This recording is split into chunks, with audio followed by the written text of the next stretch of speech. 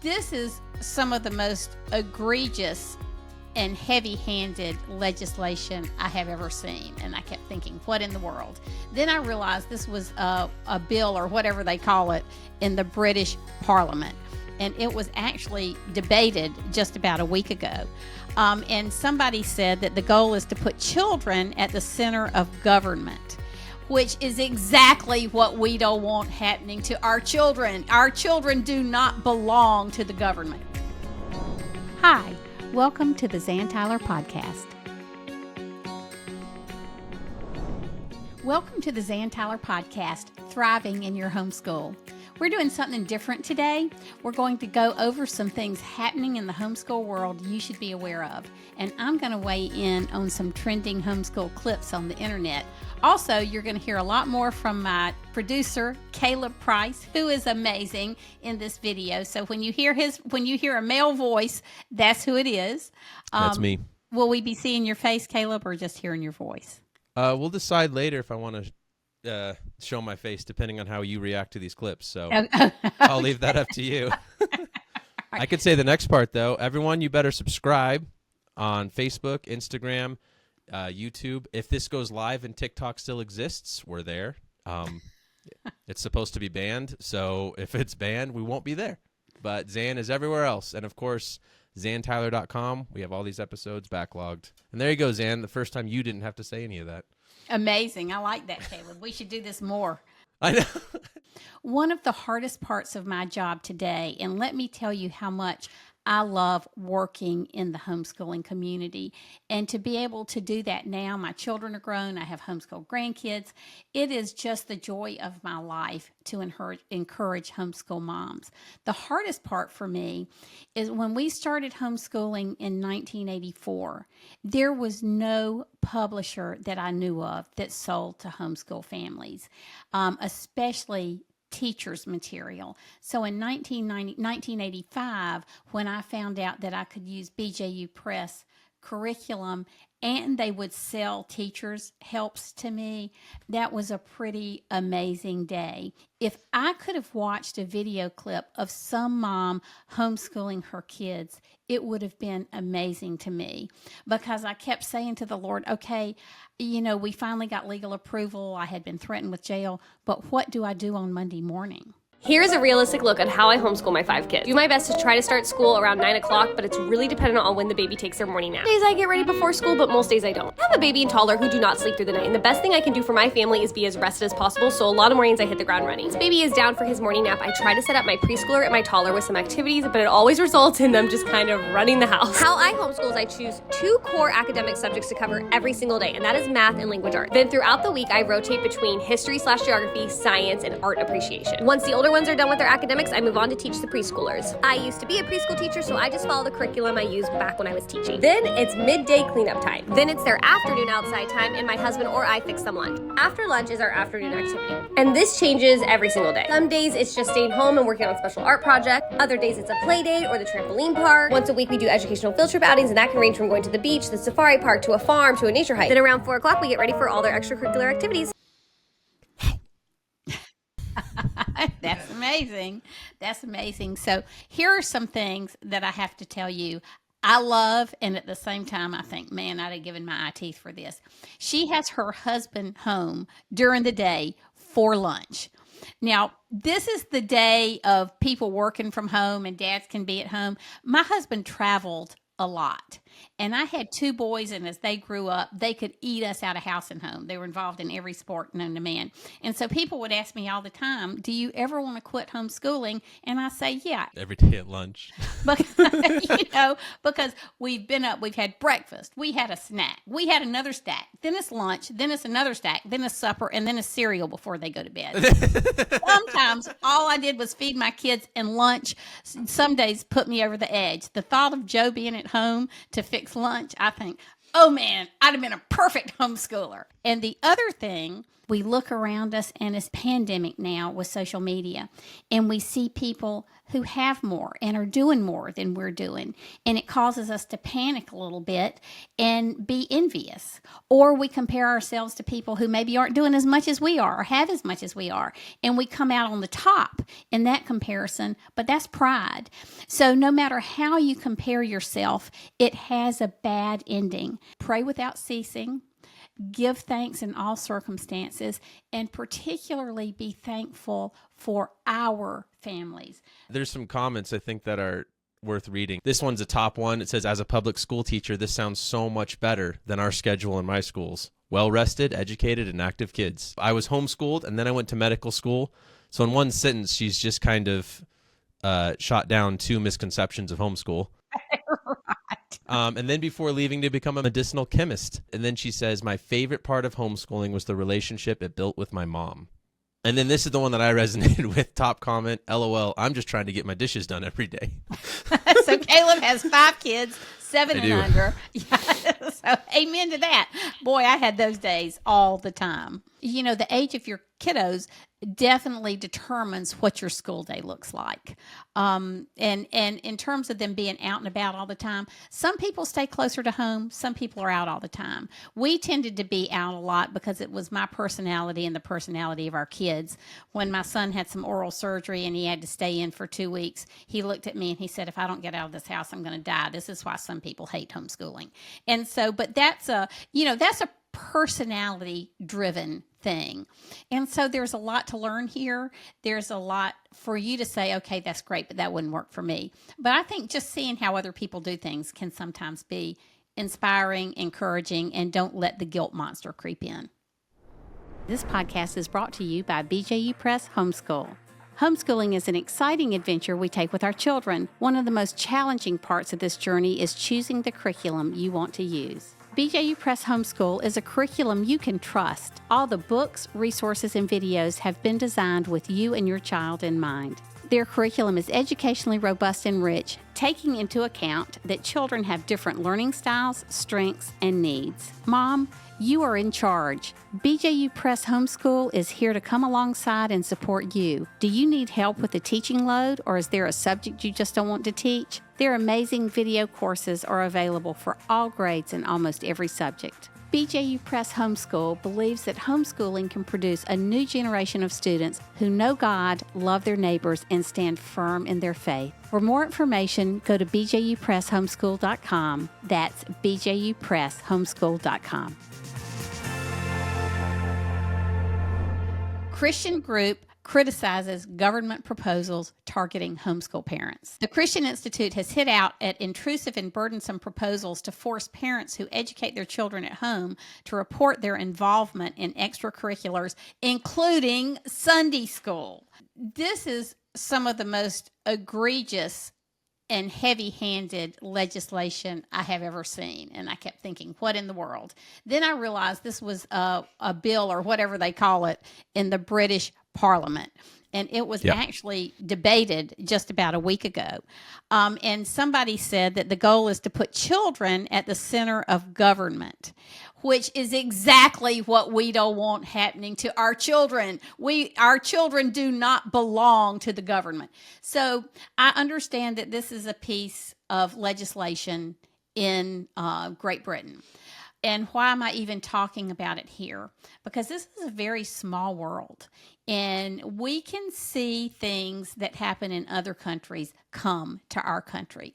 And we have this notion, some of us have this notion today, that because homeschooling is much more prevalent than it ever has been, we don't have any enemies. That is not true, and we need to be aware of that. And so let me just point out, in 2020, Elizabeth Bartholet, who was a professor of law at Harvard University in the law school, wrote this piece which called for a presumptive ban on homeschooling. And it was right before COVID, when everybody shut down, when everything shut down and everybody started homeschooling. Yeah. So everyone was homeschooling. Yes. So she lost a little bit of momentum, but we have to remember, we have people out there who think our children are controlled by the government. So I want to give you this example from my own life. I had been homeschooling now for a while, and my kids were probably in high school. And I was speaking at a leadership forum for up and coming leaders in South Carolina. And so I was tasked with telling them about homeschooling. And so I did my little speech on homeschooling, and I asked for questions. And this woman asks, "Don't you feel guilty for homeschooling your kids?" Now, I had been asked a lot of questions, but never that one. And I said, "Why should I feel guilt for homeschooling them from your perspective?" And she said, "Well, first of all, the school district is missing out on two parents who would be very involved in their kids' lives, and we need involved parents. Then they're losing out on the money they would get from the state to be in the local school district, and heavens knows the school districts need every penny they can get from the state. And then the third thing was, she said that they probably have great test scores, and we need those test scores in school districts." Hey, at least she complimented you. She assumed they had good test scores. And so I looked at her and I said, "Who do you think my kids belong to anyway?" And there was dead silence in this room, Caleb. And so this shows what my life was like. So I pulled out a piece of paper from my purse and I said, "I want to read this to you. The fundamental theory of liberty upon which all governments in this union repose excludes any general power of the state to standardize its children by forcing them to accept instruction from public teachers only. The child is not the mere creature of the state. Those who nurture him and direct his destiny have the right, coupled with the high duty, to recognize and prepare him for additional obligations." So after I read this, the woman says to me, "Where did you get that?" Oh, gosh. I'm assuming she was thinking, where did you get that right-wing propaganda? Right. And I said, well, that was actually a Supreme Court decision in 1925, Pierce versus the Society of Sisters. And again, there was total silence in this room. Wow. Because we've become a culture that has not embraced this notion expressed in the Supreme Court decision, we come into contact with a lot of people who really think our kids are the mere creature of the state, or at least belong partially to the state. Here, we have the Bill of Rights. And, the First Amendment says, "Congress shall make no law respecting an establishment of religion or prohibiting the free exercise thereof, or abridging the freedom of speech or of the press or of the right of the people peaceably to assemble and to petition the government for a redress of grievances." We have the Bill of Rights on our side in this country, but we need to make sure we stand in that freedom and don't allow ourselves to be co-opted by the thoughts of the culture. I had a great experience being homeschooled, but I didn't see that many people that often. Yeah. So when someone wanted to talk to me, you better believe I wanted to talk to them more. I would That's awesome. I would just be talking to them. You definitely had this experience with me when we first met, where I would just keep talking. And I feel like you definitely, because he blew up in high school and like everybody knew who he was, and he's obviously a very attractive person. Oh, he was like, you. I'd be lying if I too. said you weren't. To the point, like in high school, you know how people are down to like use you or be mean to you and stuff. Part of the reason that you liked hanging out with me is because I literally did not care. Okay, Caleb, give us a little bit of context for this video. So she's a very, very popular, I think she blew up on TikTok. I don't actually know her name, but that's probably fine. I think just doing TikTok reactions or whatever trends. I don't understand the internet, Zan. She's just famous and a lot of people know who she is. And evidently she was homeschooled, which is probably why she had so much time to get famous on TikTok. So that's who she is. And she's talking to, I believe it's her boyfriend or the guy she's dating, who's also famous in the social media spaces. So in this video, she makes the comment that she didn't see many people. And so when she had a chance to talk, she just went nuts. So let's talk about socialization for just a minute. People always, after they asked me, is homeschooling legal? They would always say, but what about socialization? And I can honestly tell you, if there was no other reason to homeschool in the world, it would be socialization. Because we as parents, so first you have to recognize there's negative socialization and positive. All socialization is not good. Do we want our kids to be socialized by 25 other 10-year-olds, or do we want them to be socialized by our values and adults? And so I think as Christians, another word for socialization is discipleship. How are we discipling and raising our children? There are almost too many opportunities for socialization now. There are homeschool co-ops, homeschool sport leagues, homeschool choirs and drama clubs, and there's Heritage Girls and Trail Life clubs, 4-H clubs, speech and debate. I mean, we could, by the time we were finishing up homeschooling, our kids could have been someplace 5 days a week. But as parents, you need to be in charge. If your kids are lonely, find them a friend group or one friend. Our job is just to do the best thing that we can for our kids. We want them to love Christ. We want them to love others. And we want to know what their interests are so they can know how God is leading and calling them in this world. Right. Like some of the top comments, it's interesting. It splits, right? So this one says, as a homeschooled guy, I can 1,000% confirm this is true, which is funny because obviously he's at the mercy of whatever his parents did. But then right above it says, this is interesting because my homeschooled kids do a ton of groups, play dates, drama classes, etc. Parents have to make the effort to ensure their kids have all the opportunities they want. And then my favorite is, between church activities, homeschool events, music lessons, neighborhood kids, and a bunch of siblings and cousins, my homeschooled butt was ready for some alone time. Just to like really capitalize on what you're saying. I mean, this was her experience, and it sounds like she still liked it, but felt a little, she would have liked more people. But a lot of these comments are saying like they were almost over socialized and they were homeschooled. So yes. But then Zan, you contrast it with this comment. As a homeschooler, I never really learned how to talk to people, and the stress I'm caused from trying to have a conversation keeps me from wanting to talk to anyone ever, which is obviously really sad. And it goes back to your point of if we're choosing to homeschool, it's not out of a fear of something else. It's because we're pursuing what we believe is the right decision for our children. That's right. And to think any child is going to grow up in life and not have problems is naive. I mean, and so we've just got to be willing to meet our kids where they are, get them help where they need it, and encouragement and inspiration where they need it. I went to a normal public school in Atlanta for my 9th grade year. What was that like?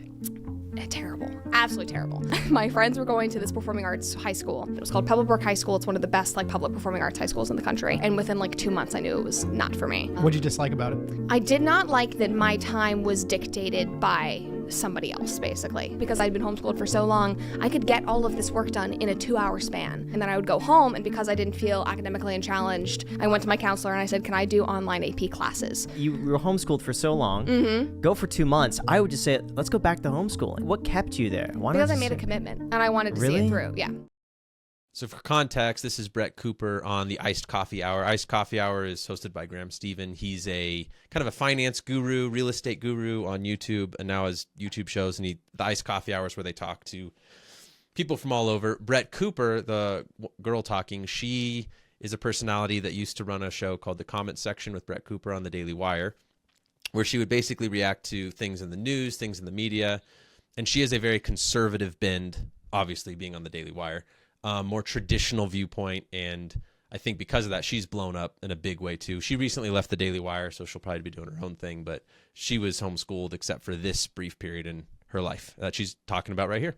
Okay, so the thing we want to talk about here for just a minute is commitment, because she said the reason she stayed in that situation where she wasn't challenged and was probably a little unhappy, I'm putting words into her mouth, is because she had made a commitment. First of all, I just want to say when we watch a video and we're watching her from the outside, looking in, we don't know what her decision process entailed. She was obviously one smart girl, and I don't know if she's a believer or not, but she may have prayed about it. There are a number of reasons she decided to stay that we're not privy to because we don't know her thought process.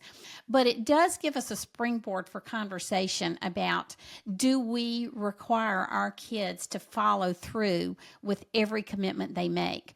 When do we say, okay, we are taking you out of this situation for your own health and well-being, or we would like you to stay? And, I think like every other thing as parents, we have the Holy Spirit. We have God's word. We have our spouse. We have our church community or our Christian community. So we don't have to make these decisions in a vacuum. But one of the main things we have, apart from the Holy Spirit and his word, is that we have a mother's intuition.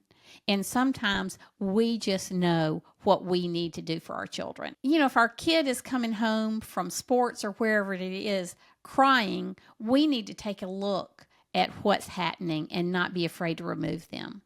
Now, there have been some commitments, like my daughter was Annie in a community theater production, and we talked about it ahead of time.